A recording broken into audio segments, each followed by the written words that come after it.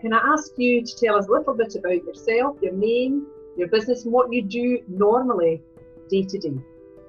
Hi there, I'm Jason. I run Wreckspeditions based in the Holyloft Marina near Dunoon on the Firth of Clyde. We run scuba diving charters and also powerboat trips all throughout the Clyde and to the sort of further remote regions throughout the southwest of Scotland. Hi, so I'm Katie. I live in the north of the Isle of Skye. I work as an artist, but I also do a lot of stuff with marine conservation. So, for example, I run beach cleans and I work with whale rescues, that kind of thing. Pottering around at the top of Skye, really. My name's Graham. I'm the Lag Distillery manager. Lag Distillery working under Isle of Arran Distillers along with Locanda Distillery. Hello, everybody. My name is Muriel Holly. I'm from Switzerland. And I moved here in February and spent last year here already and fell in love with the beautiful islands. And normally I would be out on the boat right now and guiding our guests on the boat, showing them whatever is out there really. It could be gannets feeding, it could be dolphins bow riding. Sometimes we have Risso's dolphins around as well. Puffins, really anything that we can find out there. My name's Byron Griffiths and I am a ship's master and I am currently the captain of the Lord of the Isles and we are serving off Boisdale on the island of South Uist, currently from Oban. How are the community reacting to this crisis at the moment where you live? One of the most fascinating things about the area is that community spirit that it has. I know it's very stereotypical of the west of Scotland, but it is. People are so willing to pull together and help each other out. It's unfortunate that I can't utilise anything in my business to help anybody out anymore, but we're all pitching in. We've got some elderly people in our buildings. We've been doing some shopping. We're sort of out doing bits of gardening for people and just out the back.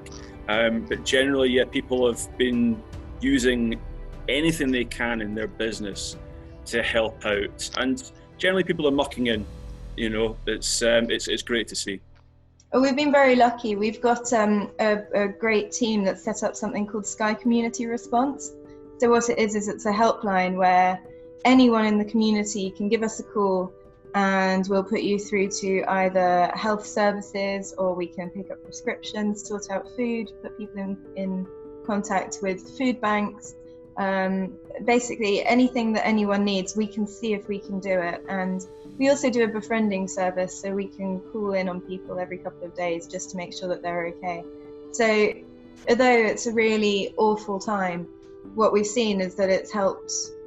It shows just how well our community is stuck together, and people are working really hard to make sure that no one's left out and that no one's going without what they need. It's definitely a lot quieter, particularly in the streets. I've noticed very, very few people. But in the days I've had to travel down to Lag, the traffic is non-existent. I'm very rarely meeting a car. I might meet a delivery service because they're still working hard, making sure that everything gets around the islands.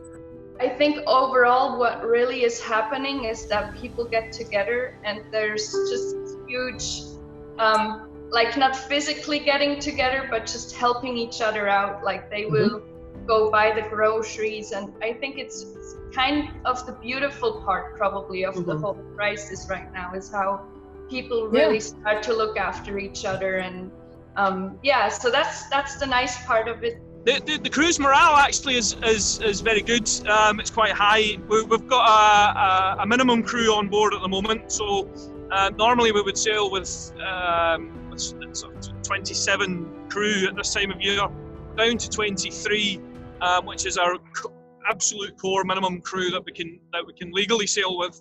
But because everybody's having to work differently, we're having to eat in different.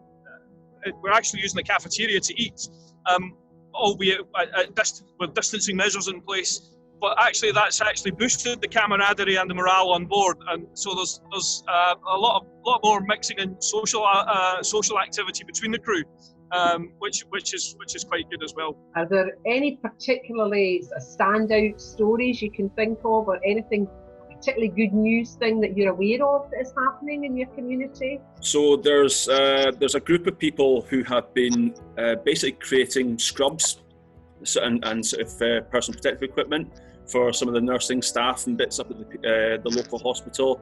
So a lot of the people who have been involved in any kind of embroidery business, knitting, sewing, all that kind of stuff, not my forte, I must admit, but yeah, and they've had some incredible donations. I think they've reached over £3,000 in the local area, and people have been working non-stop, and they've just it's been fantastic to hear about in the local paper. I think one of the nice things, unfortunately, it comes from a place of necessity, but one of the nice things is that we started buying a lot of food direct from the producers. So a lot of the creel fishermen, they're not able to sell to restaurants, they're not able to send their produce abroad, so they're selling on the piers, which is difficult for them because obviously they're not getting the money that they need for it. But for the community as a whole, it's really nice to be able to appreciate stuff that comes right from the sea, and to meet the people who make our food. And the same goes for meat and eggs and our wholesalers. So lots of us are getting fruit and veg boxes. So that's really nice that we're kind of pulling together to make sure that people aren't wasting their produce and that they're still working. The camaraderie of the crew is a bit of a success story there, I would say, as well, because the morale is very high. There's a lot of laughing and joking going on. Seafarers generally, when they're together, there's a lot of laughter and joking between people and winding each other up, and that all goes to make a happy ship. A happy ship's an efficient ship, so we're kind of keeping that going. So yeah, I guess that's a good success story as well. In that our morale is being boosted by the activity that's going on